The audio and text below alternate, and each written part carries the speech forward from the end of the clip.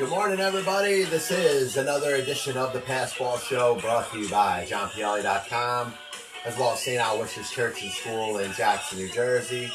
2 Ways, 1 Passion food truck located in Scranton, Pennsylvania. Castro Motor Oil and Budweiser, the king of beers. Glad to be with you again today, the 26th day of June 2019. As you're thinking about what's going on in the world of sports, of course, we're getting close to the halfway point in regards to Major League Baseball and its All-Star break. You got the NFL training camp probably coming up within about a month or about 6 weeks or somewhere in that time frame. So fans are pretty excited about the upcoming football season. You got NBA free agency. You got a little going on in the NHL as well. The recap of the NHL draft as well as the NBA draft, and 2 seasons that are getting ready to go on in the fall. But of course, as you pass Memorial Day, right in the middle, right on the peripheries of July 4th, kind of the middle of the summer. So you really are spending a lot of time thinking about baseball. And you could talk about the Los Angeles Dodgers out on the West Coast, once again kind of running roughshod over the National League, one of the best teams in baseball, have the best record in baseball, and look like that they could be considered the prohibitive favorites to get back to the World Series for the 3rd straight season. And then you got what the Yankees are doing, setting a Major League record for the most consecutive games with a home run. And you wonder, the power that they have 1 through 9 in that order, how long can this streak go? They may be able to break this record ridiculously. You're talking about a 28 or 27 game in a row home run streak, which, yes, it is a big deal, but it's not as big of a record as you would think. It's not like it's 50 or 60. I think the Yankees, by the time they're done here, could make this record up near the equivalent of, let's say, a Joe DiMaggio 56-game hitting streak.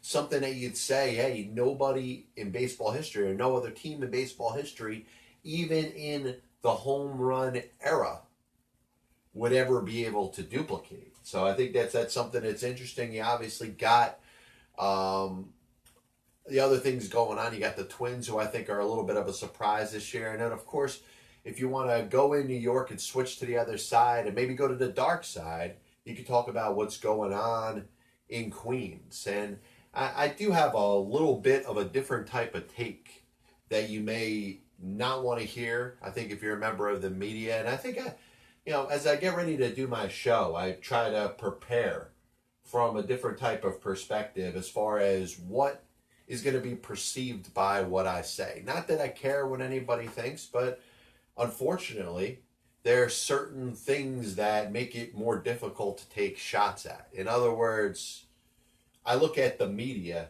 as being kind of part of what you call the equivalent of a sixth family, the mob per se. You take a shot at the media and you could get blackballed to a point where they can make your job very hard. And I think it could apply to me as much as it could apply to any sports figure, any Major League Baseball manager, any coach in any sport. I think the media has the ability, if they decide at some point to turn on you, or you are the ones that create the reason for the media to turn on you, it could end up working out badly for you. Like I said, public perception completely put aside here. It's not something that I even want to bring up. I don't care about what the opinions are based off of a given story or how somebody looks when they say certain things to the media. It does create a snowball effect that could impact the way that person is treated. And I don't consider myself any different. So that's why when I want to put out some of the takes that I have in regards to certain things, I do have to see how they are going to be perceived. So you got the situation the other night where Mickey Callaway, the Mets manager, whether he was taking a series of abuse over time or he just decided that that was going to be the day that he was going to blow his top and take off his frustration on somebody, obviously isn't a good look for him. And this is about as far as I'm going to go with it, because I believe that the media, up to a certain point, considers the definition of their job to be a little bit more than it really is. And part of it is what's created by media as we see it right now. We can look at the way all the internet is kind of thrown out there, all forms of social media, has created the need for things to see on a day in and day out basis that we as the people, the viewers, the people that are watching or listening probably don't need to see day in and day out. And that's a problem.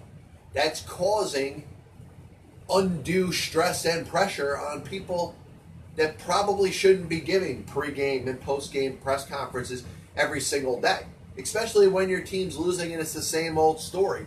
If you're the writer, if you're the person that is putting the microphone in front of that person's face saying, why did you lose again? Why did you lose again? Or if that person is being particularly critical over you as the manager or you as the coach for things that aren't going right, there's going to come a point where it's going to boil over and you are going to lose your top. So from that perspective, I have no issue whatsoever with Mickey Callaway getting upset and pissed off and taking out his frustrations on one reporter. You could say the reporter was the nicest guy in the world. You could say that the reporter didn't even say anything that was leading to somebody getting as pissed off, but it could be a build-up to that. It could be a series of conversations before. It could be a series of the same reporter asking the same questions, which would get anybody, whether it's me or you, to a point where you'd be pissed off in hearing about it for the nth time.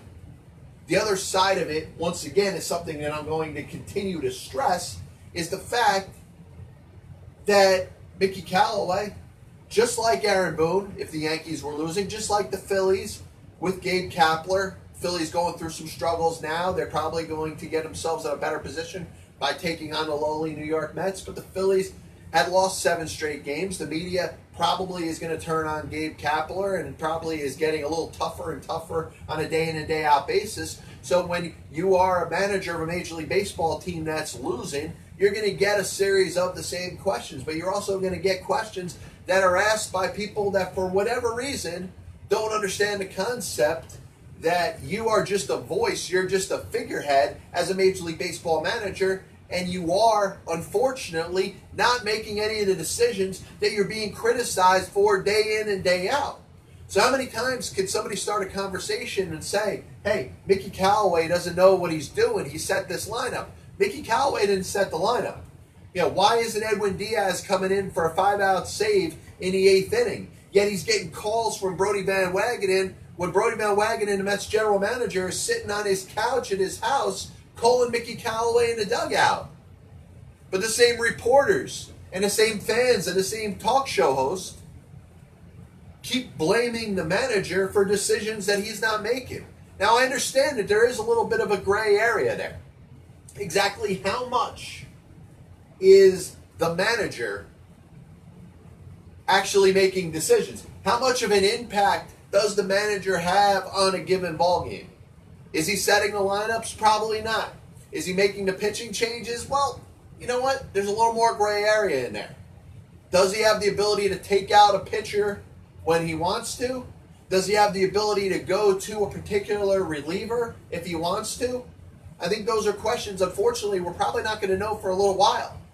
In fact, you're going to need to see a couple of these robot managers decide that they don't want to be a Major League Baseball manager anymore and then go to the media, go to the press, write themselves their own book and tell the story about how their job is basically dictated to them by a computer and by a team's front office.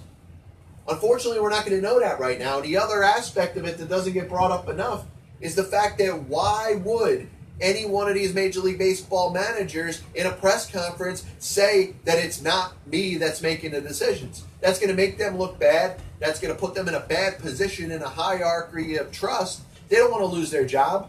And I understand in most cases they got guaranteed contracts for a couple of years. It is employment at will, but you are under contract, so you're going to get the money whether you're managing a team or not managing a team. But nobody wants to get fired from their job.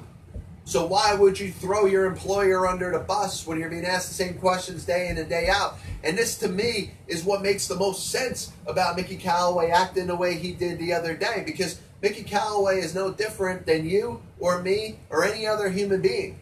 When you get berated with the same crap day in and day out, you're going to take it, you're going to give respectable answers, you're going to try the best to get through the situation. But at some point, it's going to boil over. And you add losing on top of the same stupid questions that you're asked after game, after game, after game. There's going to come a point where you're going to blow your top and you're going to lose it. And, same thing can happen at home. The same thing can happen amongst a group of friends. The same thing can happen amongst any other employer that's set up there in the world. If you're not getting credit for what it is that you're doing, you're getting blamed for stuff that you have no control over. And your job, basically, is to follow a set of guidelines from your superiors, and then you keep getting berated by the media. Imagine in your job, whatever it is, to have a series of dictation from a boss above you. And some of the stuff could be questionable, but you have to do it anyway. And then imagine having a press on top of it that's asking you questions, basically trying to get you to throw your boss under the bus day in and day out. But if you throw your boss under the bus, you're probably going to lose your job. That's a Major League Baseball manager in 2019. So, we're going to continue to hear from broadcasters, from fans, day after day after day with questions that are starting, why is Jeff McNeil not in the lineup? What is Mickey Callaway doing? Mickey Callaway has no control over whether Jeff McNeil plays or not. That's Brody Van Wagenen, that's the Mets analytics staff. So Edwin Diaz, who to start the season was only supposed to pitch the ninth inning, once again a decision that was not made by the Major League Baseball manager, is not going to get 5 outs. Mickey Callaway did not have the ability to bring Edwin Diaz in the 8th inning like fans wanted, like people in the media wanted. So that probably bothered Mickey Callaway because maybe deep down inside he wanted to do it. And when he's being pressed, why didn't you do it? He's probably thinking in his head, hey, you know what? I probably could have thought about doing it, but I wasn't allowed to. It's a little bit silly.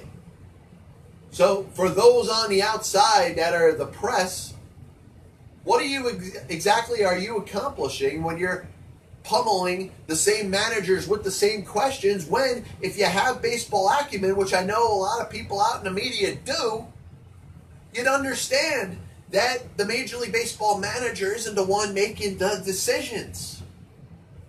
But yet, you're going to play this role like you're an actor, like you're making believe you don't know anything about baseball. And I'm putting this very nicely because I do believe there's a lot of people in the media that do understand baseball. But maybe in this case, you're playing a role that you don't understand a damn thing about baseball. And you're going to keep peppering the manager with the same question and then go on the offensive when this person finally bursts and explodes.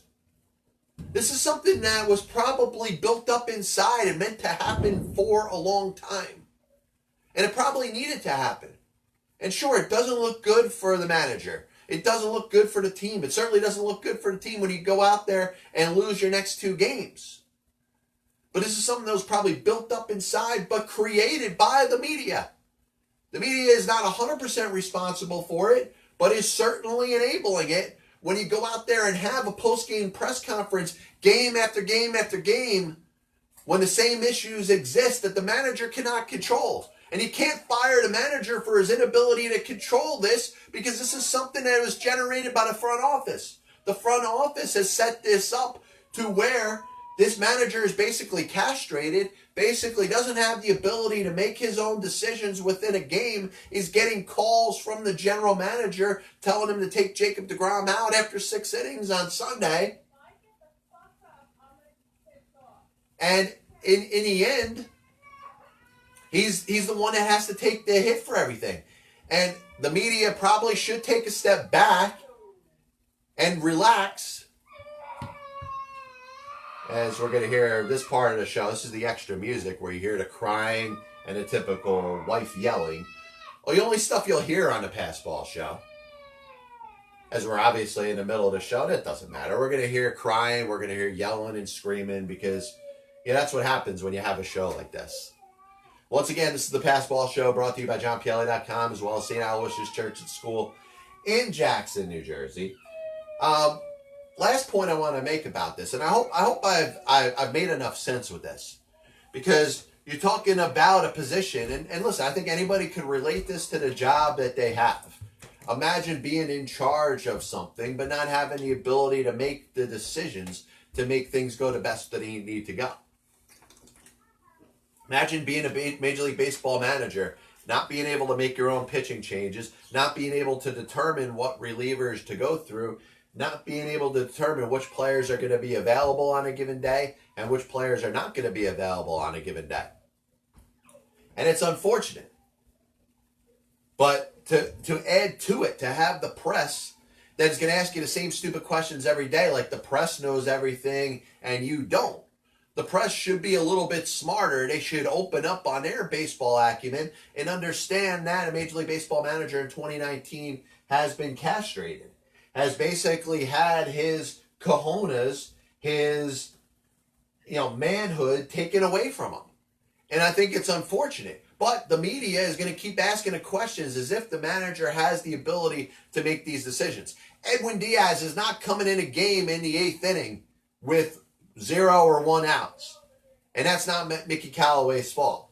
So stop asking him the same stupid question game after game if you're going to get all defensive when Mickey Callaway finally blows his top on a reporter.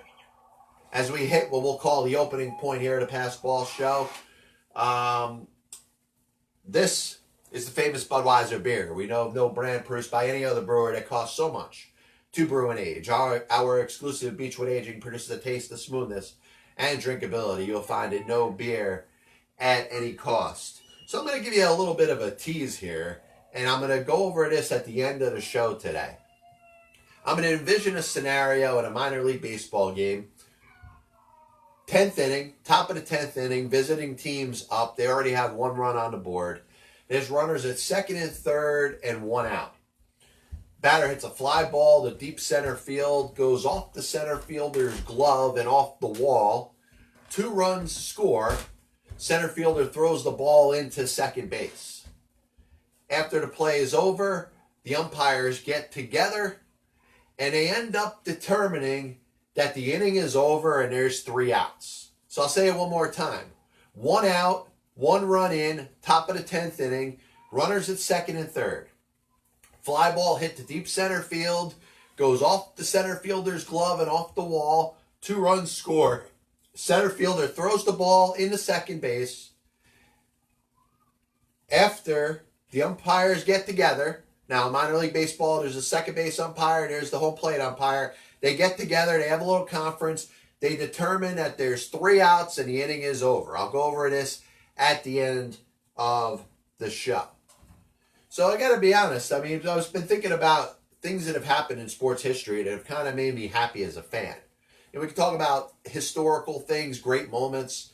If I was around to see Joe DiMaggio's 56-game hitting streak, it'd be pretty fascinating. I would have loved to see Ted Williams in that same season hit over 400. I would love to see him go into that doubleheader, with a 399.5 batting average and go out there and get 6 hits and 8 at-bats and get his batting average up to 406. I would have loved to see Hank Aaron break Babe Ruth's all-time home run record. There's a lot of things that I would like to see from a fan's perspective as a fan of the sport. But as an individual team fan, one of the things that stands out is when a team makes a big acquisition. And I think about myself being a Mets fan, and I try to remember certain times in my life where I was as excited as anything to see my team make a certain move and acquire a certain player. And of course, the names Mike Piazza, Pedro Martinez, Johan Santana, probably the 3 biggest acquisitions I've ever seen the Mets make in my lifetime that fired me up the most as a fan. And I'll admit, there was another one that fired me up. It ended up not working out so much, But when the Mets got Mo Vaughn in the 2001 offseason, I was just as excited. Obviously, that didn't work out. The 2002 Mets became the second worst team money can buy. So then I think of hockey. And I remember as a New Jersey Devils fan, the single move that fired me up the most, that made me the most excited to see in New Jersey Devils hockey history, was the acquisition of Ilya Kovalchuk. And I thought we had another move like that happened over this past weekend. And I think about it and I make the equation, and a lot of people don't know, my favorite baseball player that doesn't play for the New York Mets, I'm a fan of the New York Mets, happens to be Max Scherzer. So imagine the feeling that I would have if the Mets, and it's not going to happen, but acquired Max Scherzer. Not only is this my favorite baseball player that doesn't play for my team, but now he's playing for my team as well. And we had the equivalent of this happen over the weekend when it was announced that the New Jersey Devils acquired defenseman PK Subban from the Nashville Predators. Subban, one of the better defensemen in the National Hockey League, but over the last several years has grown as one of my favorite players that doesn't play for the team that I root for. So I'm wondering, for everybody out there, do you have anything similar as a fan of, whether it's the Yankees or the Knicks, or, you're out on the West Coast and you root for the Lakers or the Dodgers. Maybe you are that fired up about LeBron James going to the LA Lakers because you're always a Lakers fan. You also rooted for LeBron. I'm sure a lot of these things happen over the course of the world of sports. I remember being a Jose Canseco fan as a kid. And let's say I was a Yankees fan and I rooted for Canseco when I was growing up. And the Yankees acquired Canseco at the end of the 1990s and the 2000s. It probably would have been a big moment. So I think there's a lot of different comparisons that you can make when it comes to, your favorite team. You got favorite players on your favorite team. But also, as a person that enjoys the sport, you tend to root for and like players that are on different teams. Sure, you don't want that player to be the reason that your favorite team loses, but you really want to see that player do well because there are things that, that player exhibits or, things that stand out about that player that make you want to root for them. And then all of a sudden you put them both together when they're on your favorite team. So I find that fascinating. This copyright and broadcast is authorized under internet rights granted by the World Wide Web and is solely for your entertainment of our audience. Any publication, reproduction, or other use of the pictures, descriptions, and accounts of the show without the express written consent of the Passball Show, JohnPielli.com, and John Pielli LLC is prohibited. Any commercial or other use of the program, such as by charging admission for its showing, is similarly prohibited. So I heard Joe Theismann the other day making a couple comments, and they weren't meant to be bad. They were pretty much analytical statements about what the Washington Redskins should do with their quarterback position going forward. Now, of course, to summarize what has happened in the past year or so, you had longtime starter for about 3 years or so after being franchised 2 years in a row, Kirk Cousins leaving Washington and signing a big deal with the Minnesota Vikings. Through year one, it obviously hasn't worked out too well for them, for Cousins or the Washington Redskins. Redskins bring in Alex Smith. They sign him to a big deal. Of course, he has the horrific leg injury that kind of made you think of Joe Theismann in the 1980s and a terrible leg injury that he suffered on national television. So for the foreseeable future that Alex Smith isn't going to be there. Colt McCoy, the backup, ends up breaking his leg. So all of a sudden you got Mark Sanchez and Josh Johnson at the quarterback position. The Redskins are aggressive this offseason, make a trade with the Denver Broncos, who had just gotten themselves Joe Flacco. So they in turn trade Case Keenum to the Washington Redskins. So now you got Keenum and you got Colt McCoy on the mend and you got Alex Smith on the back burner trying to make a full recovery. Draft comes up. Things work out optimally for the Washington Redskins, who were thinking about moving up in the draft. They end up being able to take Dwayne Haskins out of Ohio State with the 15th overall pick. As this team's getting set to play this year, there are moderate expectations. I don't think there are people that are experts out there that are expecting the Washington Redskins to win the Super Bowl, but they should certainly be in the mix for the NFC East. You look at the Giants, I think they're kind of going backwards. The Eagles, you wonder, can they really win without Nick Foles? You know, Foles has played in the playoffs over the last couple of years, obviously led them to a Super Bowl. Now he's quarterbacking the Jacksonville Jaguars. It's going to be a very big season for Carson Wentz. You got the Dallas Cowboys, who looked good last year. But I think the NFC East, as we get set to start making some predictions within another month or so, is pretty wide open. So the Redskins are in a spot where they say, hey, what should we do? We got Keenum in there. He's a veteran. He's been a starting quarterback over the last couple seasons in the NFL. Obviously took the Minnesota Vikings very deep into the playoffs a couple years ago. The miraculous win against the New Orleans Saints. Ends up last year, of course, in Denver. Logic would say, let Keenum start, ease Haskins in. Now, obviously, it's going to be dictated by the performance of Dwayne Haskins in training camp. If he looks like he's ready, if he looks like he's ready to be an NFL quarterback day one, then he probably should start. And you've seen a progression over the last 10 to 20 to 30 years to see how quarterbacks went from sitting 2 to 3 to 4 seasons to playing right away. A lot of the better quarterbacks, or the quarterbacks that are rated towards the top of the draft, are essentially getting the opportunity to play right away. Look at what happened last year. Sam Darnold in there right away. Baker Mayfield, couple weeks and he's in there. By the mid part of the season, Josh Allen and Josh Rosen were starting for the Buffalo Bills and the Arizona Cardinals, respectively. You should expect to see something similar happen this year, not just with Dwayne Haskins, but probably with Daniel Jones of the Giants. It's going to be sooner rather than later that these young quarterbacks that are viewed as the future of the particular franchise are going to be thrown out there to the fire and playing every day. Of course, Daniel Jones will eventually be taking over for Eli Manning, who did the same thing when he took over for Kurt Warner when the New York Giants had a winning record in 2004. So, how does Joe Theismann get into this discussion? Joe Theismann, is believing that based off the schedule of the Washington Redskins, who I think have 3 divisional games and a game against the Bears and the Patriots in their first 5, and if I memorized that correctly, great. If not, and you're a Redskins fan, please let me know. Theismann believes that the strength of the schedule at the beginning of the year is too much to throw a rookie quarterback in there. I disagree with that up to a point, because I think if the guy's ready, he should be able to play against the best of the best or the worst of the worst. So the competition should not be the big deal. Now, you did bring in a veteran quarterback in Keenum, probably not to sit on the bench.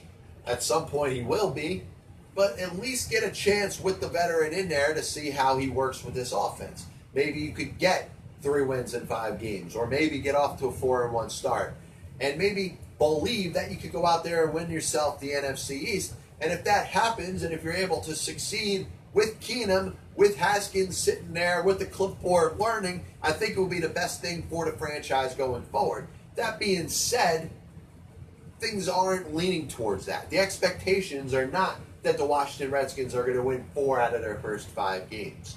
And if that doesn't happen, then obviously the fans and the media and the people that are going to be on you day after day are going to be asking you, if you're Jay Gruden, the head coach of the Washington Redskins, is Dwayne Haskins playing soon? When is he playing? Are you going to see him in there?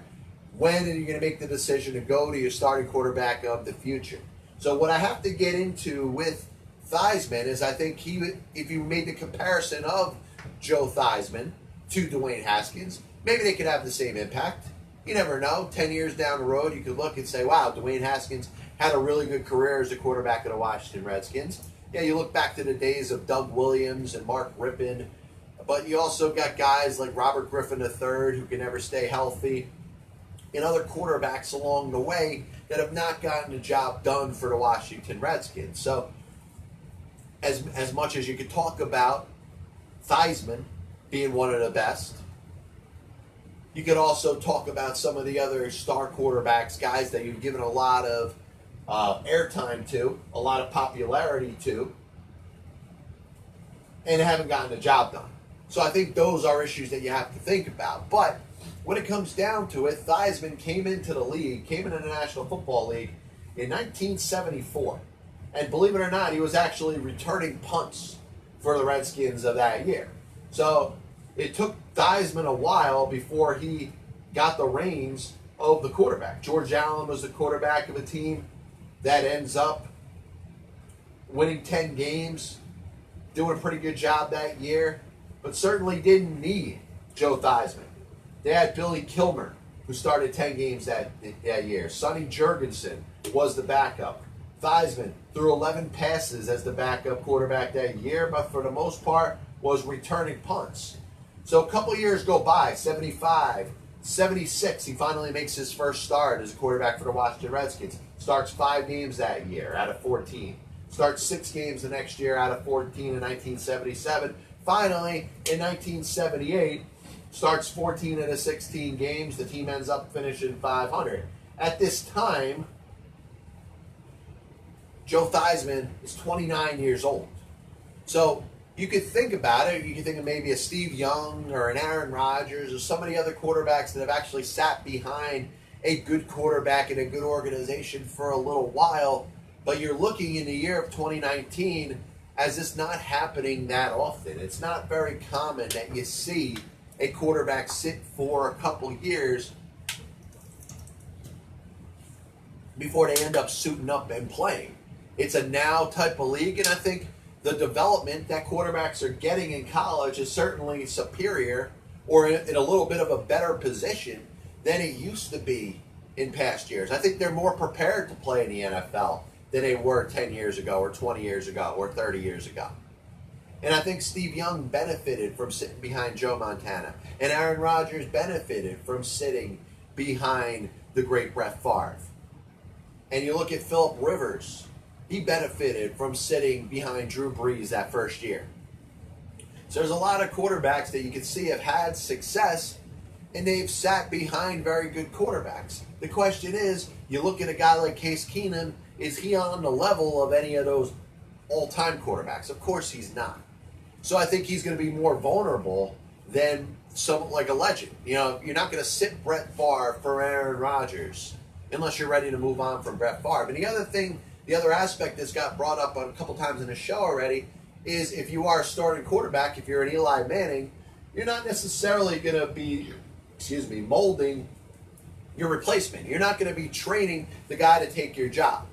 I'm not going to bring somebody into my show, show them the ropes, show them everything that I know, and wish them well as they take my job and I go out there and I don't have a job. So you understand how that works in the NFL and why quarterbacks are very possessive over the very starting quarterback job that they have. Eli Manning, sure, will work with Daniel Jones. He'll work out with him. He will encourage him. But he's certainly not going to want to get Daniel Jones to a point where he's ready to start in week 1 and Eli Manning is holding a clipboard sitting on the bench.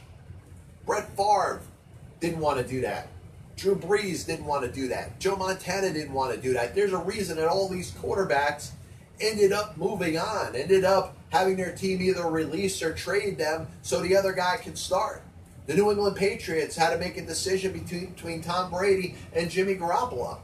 That wasn't because Bill Belichick wanted to get rid of Garoppolo. It was because Garoppolo was certainly ready to be an NFL quarterback and was probably being trained or thought of as the quarterback of the future of the New England Patriots. The problem is when you have a star, an all-time quarterback, a Hall of Famer as your starting quarterback, and he doesn't want to leave yet, he's not going to make it easy for that guy. He's not going to want that guy to take his job. So at some point you have to make the decision between the veteran quarterback that you have and the rookie that you have that you're trying to mold to be your quarterback of the future. And you have to believe that you're right in both of these situations. The Giants may believe that they're right when they move on from Eli Manning and go on to Daniel Jones. Dave Gettleman seems like he was in love with this guy. This is the guy that he wanted to take at number 6 when a lot of experts thought that he was taken a little too early in the draft. Where his position where he was taken in the draft is not going to matter. All it's going to matter is this guy going to be the quarterback of the Giants' future? Is he going to lead this team to prominence? And I think the same question we asked with the Washington Redskins and Dwayne Haskins. If this is the guy that you believe in and he's ready, he has gotten a good education, not just learning things in college, but also learning things on the football field, and is ready to guide the offense of the Washington Redskins, I would put him out there. and I'd put him out there week 1. Joe Theismann, great quarterback, probably a borderline Hall of Fame candidate, won a Super Bowl, lost another Super Bowl, put up some very good numbers over a very good pro football career, was not a starter in the NFL until he was 29 years old. So that perspective from a guy that succeeded with that does not apply to this generation. A starting quarterback in the NFL is identified as a young age, gets enough education from a football standpoint, and for the most part is able to run an NFL offense within their first year or so. So I'm in favor of Dwayne Haskins playing week 1 for the Washington Redskins. I'm also in favor of Daniel Jones playing week 1 for the New York Football Giants if he is determined to be ready, because he is the future. If he knows what he's doing, he might as well get the reps day number 1. Just a reminder that Castrol provides maximum protection against viscosity and thermal breakdown. Castrol, engineered for today's smaller cars. Little recap of the show today. I talked a little bit about the media's responsibility, and some of it is not their fault. And I said all along, when I speak out against the media, I could put myself in a situation like I'm interfering with the Sixth Family. Not like I'm going to get whacked. Not like somebody's going to come out there, reporter or writer, and going to kill me. But I could be blackballed if I take a hard enough stance against the media. Doesn't mean that I don't feel that way. You've heard me express my opinion about what the media has turned into. They used to report the news. Used to turn the news on and be able to see facts. Hey, this happened. That happened. This is black and white. There's no gray area in there. This is absolutely what happened. But what they've done is they've taken what you'd see on page 12 and 13 of the newspapers, for those of you that remember it, and take that opinion column and throw that out there into their stories. Well, this part of it is a fact, but we're going to bring in our expert to throw in their opinion on what they think happened. And the same thing applies to the world of sports. So when you've got certain opinions being just as valuable as facts, and you throw that in with the overboard nature of these press conferences, which you're going to have a Major League Baseball manager, an NFL head coach, an NBA coach, a hockey coach, be asked questions before a game, in some cases during a game, and after every game, whether you win or lose. And if you're losing, these same reporters are going to build themselves an agenda with you, because they're going to start to be critical of what they think that you're doing. But then you look at the fact and you realize the guy isn't even doing what you think that they're doing, because they're not responsible for doing what you think that they're doing. And it just spirals and spirals. So you have reporters asking Major League Baseball managers questions about things that they have no control over. And it's not that the Major League Baseball manager has lost control. It's the fact that the manager has never had that control. That's not part of their job description. The decisions that are being made that the reporter is critical of are being made over the manager's head. So that manager can't stand there and say, hey, I didn't do it. That wasn't my call. That was my superior's call. Because they're going to lose their job if they do that. And it's just a vicious circle that the media, including myself, has to take some responsibility for.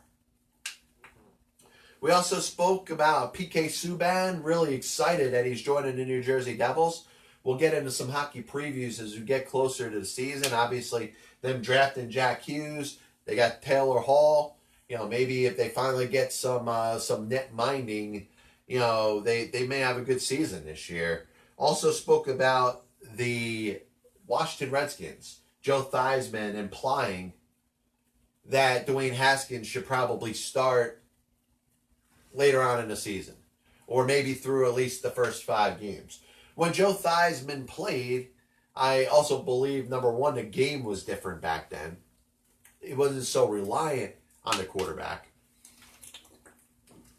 And also, there was enough talent and dearth amongst the quarterback position that you could have a good quarterback and let him sit for a handful of seasons.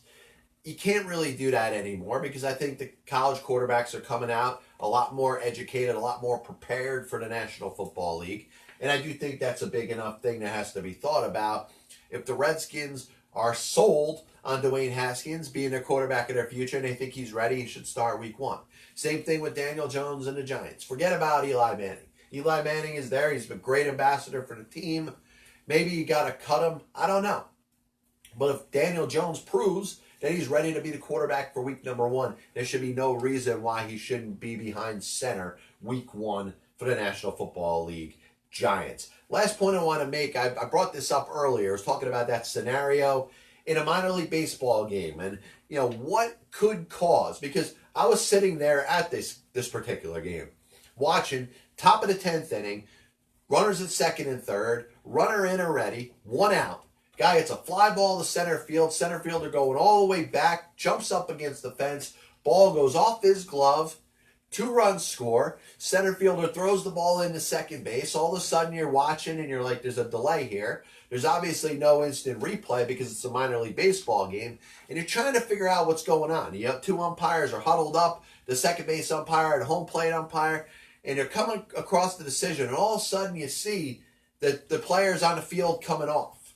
And you're like, what the hell just happened? It doesn't make any sense. And for anybody that was at, and I'll mention where exactly this happened. This was the Lakewood Blue Claws game last Friday night, which I happened to be out there, with some family and friends.